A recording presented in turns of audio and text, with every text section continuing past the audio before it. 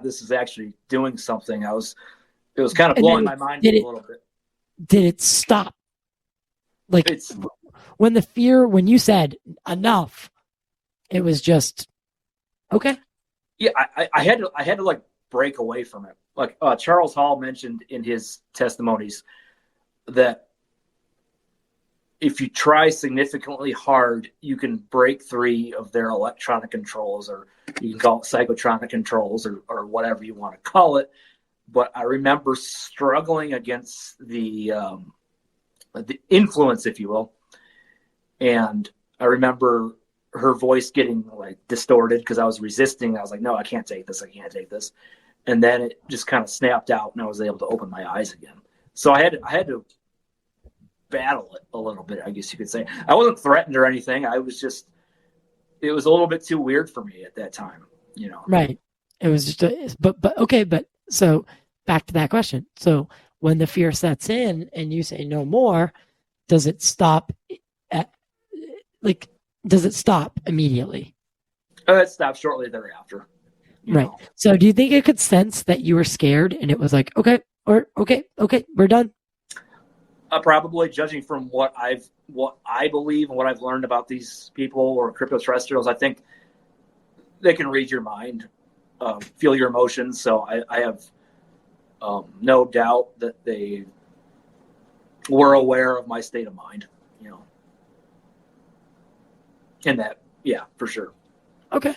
All right. And now, after, because that's a pretty wild, like, you know, it's a wild feeling. I can only imagine the feeling. It gets better, but it was still fun. Yeah, it gets better, but it's fun. But now you walk out of that room knowing, well, eventually, you walk out of that room eventually knowing now that there's something to this.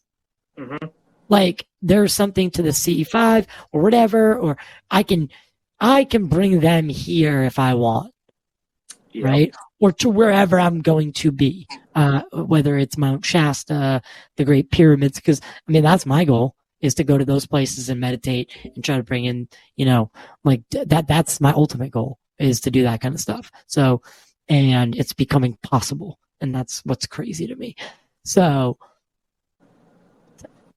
what you walk out the next day, what are you thinking? Because you just had a night like, so you just had what I would call your moment of conversion, right? Mm-hmm. So it's the day that you solidify your knowledge that A, it's real, B, I'm going to dedicate my life. Because that's all. Yeah. Who has ever had a UFO experience or paranormal experience and then just, well, I guess there have been plenty, but who's walked away? Once you get in, it's like, I'm not leaving until the buffet's clean. You know, sure. At least that's how I feel. Definitely. And it's been, like I said, it's been challenging. It's been scary at times because there's one that I'm about to get into that was pretty intense. But oh no, I'm hooked. You know, I'm a lifer now. So at that point, you're now, are you becoming active on social media? Or you're joining the communities? You're obviously seeing, you know, what's happening with, like, you know, the New York Times in 2017. Like, are you avidly aware of all these things? Oh yeah. I had been more or less since, like I said, 2019, 2020, but definitely, yeah, I've been, like I said, I think I messaged you. I've been on a few other podcasts. I've even written and recorded music about some of this stuff, which yeah. Well, I want you to stick around after the show because I have a need, and I think you can help with that. Okay. So we'll talk about that after the show ends. But yeah. All right, get into your so now you're engaging with the community, and you are full blown like I'm here. This is it, right? I want to find out what the hell's going on. What happens next? All right, so I'd learned along the way that you can find these crypto terrestrials at paranormal locations. Not always, but a lot of times you can. And so I'm in West Michigan. There's an old place called Hell's Bridge, and basically it's this old decrepit footbridge from the 1800s. And the folklore is somebody murdered a bunch of children there or something. I don't know, but they say it's been haunted ever since. But they also said that there's floating black beings with red eyes that materialize, and What? and that's the black beings with the red eyes. That's just this is a sidetrack. But these people present themselves in a variety of different outfits. They present themselves in luminous suits. As Charles Hall said, the color of their skin is actually pale, pure white, and the big blue eyes. But also these silvery black suits, which experiencer Antonio Villas Boas found. He calls them Musgrave Evans calls them Boas suits, and those are the super tech suits with, like I said, walk through walls, do all that stuff. Luminous suits can do that too, but they have a couple different outfits they present themselves in, and sometimes they get misidentified as tall grays just because they're wearing a different outfit. But anywho, so I go to the site with my girlfriend and a bass player buddy of mine. It's a wooded area, and I went out there with a recording of the Sierra sounds. A lot of people people are familiar with that, but it was it's associated with Bigfoot research. Mm-hmm. But yeah, so a lot of people play crop circle sounds, because I firmly believe that like frequencies and like the music, like beats, like Native American drum beats, there's something to all of that. Yeah, for right? sure. Like, so I think someone even said it. The key to the universe, right, is light, frequency, sound. I think what's it? Yeah. I was gonna say you got the secret napkin. What's that? You got so that Bryce Abel got the napkin. The guy told him, like, because Bryce Abel was about to make Dark Skies, and I believe late '90s, early 2000s, and was it early 2000s? I think so. Yeah, it's got to be around there.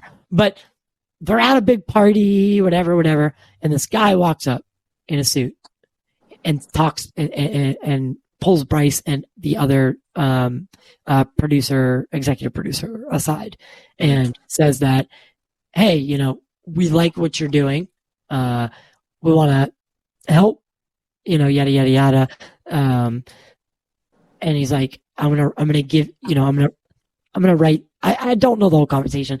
If you want to know it, go to Need to Know. They tell it very well. But this guy draws on a napkin the keys to the universe, or the secrets to the universe, and it's light, frequency, sound. And Zabel said he lost the napkin, and apparently he found it. So he now found that napkin, which I think is crazy. So it makes sense though. Light, frequency, and what was the other one? Light, frequency, sound. Yeah, but that doesn't make any sense. Yeah, light, because frequency. I don't know. So I'm gonna look it up in a sec. But yeah, for sure. But yeah. So the keys. There's definitely something to music, and these rhythms. I think they do enhance and help. For sure, yeah. So we went there playing those, and those sounds also have some interesting verbalizations that sound like a mix of Japanese and German. And there have been experiencers that have like samurai speak, and there have been experiencers that have said that's their natural language. And so I was playing these in this area. I had my phone cranked up, and there were ghost hunters there looking for ghosts.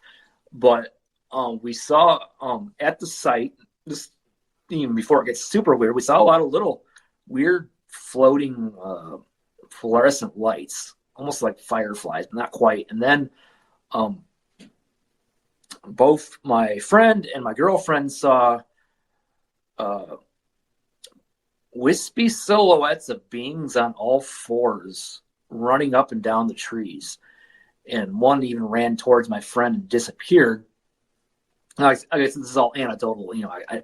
I was busy playing the sounds. I couldn't really videotape this very well. But then my friend saw two red lights, similar to eyes, go up the tree, No. 10, 12 feet up, and then disappear. And then that was kind of the start of I scored myself a doppelganger effect for that one. And we can go into that. By the way, I just want to mention that I was right. It was sound, light, and frequency. Frequency? Oh, cool. Yeah. Sweet. No. So, yeah. Please go into that. So, because that's wild. So these two red lights ascend. Like they're climbing the tree. Like something is climbing the tree. Yeah. So the red, the eyes. Yeah, it was like, to my understanding, they're either part of a helmet or goggles. A lot of times these red eyes, and it was, in my opinion, it belonged to a being or humanoid that was climbing the tree. Okay. I mean, have you ever heard of the Varginha? Oh yeah, I definitely have. Yeah, they have red eyes. Yep. Right? Mm-hmm. And it's got to be some variation of similar to the Greys. Some sort of similar characteristics because they look very similar. But the main difference is the Varginha extraterrestrials allegedly, right? The alleged extraterrestrials, albeit I think we all know it really happened. That's one of the most credible cases that I think there is. And they reported every single goddamn person said an intense ammonia, rotten egg, sulfur smell, because that's what it is. So the rotten egg smell, the sulfur. Think about like when you strike a match, right? Mm-hmm. That's sulfur being ignited. Smell, the rotten egg smell. So that is very, very. And another thing about the Varginha creature, it had cloven feet. What does that sound like to you? What'd you say about the feet again? Cloven feet. Cloven. Oh. So its feet, right? It had three, but the middle one was longer. Oh, okay.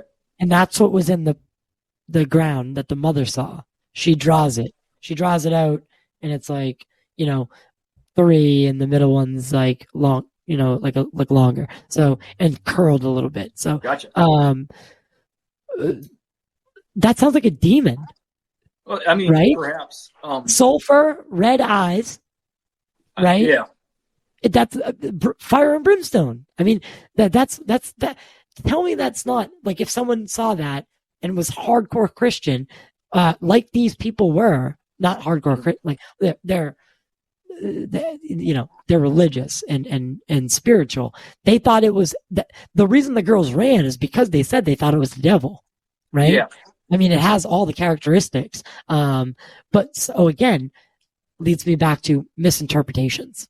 Yeah, I think that's a good go-to for a lot of this stuff. I've also heard of, I've got some experiencer friends, and they talk about the same types of smells where a portal activates, and then they see a different kind of being, and sometimes more similar to what I'm talking about, these tall, pale beings that can get up to 9 feet if they live long enough.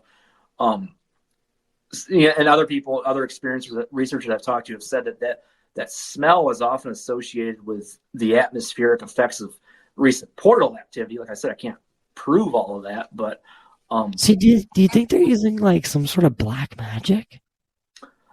Or they got something portals, because that smell. Perhaps. I mean, they've got something that can manipulate space and time for sure. Yeah, and so if it has an odor, I wonder if it's because it's like you have to have these circumstances and like a chemical thing. So, and also in places like Skinwalker Ranch, they've smelled sulfur, and oftentimes they talk about portals at Skinwalker Ranch. Yeah. So again, I think you're onto something there, buddy. Well, yeah, I hope so. It's interesting for sure.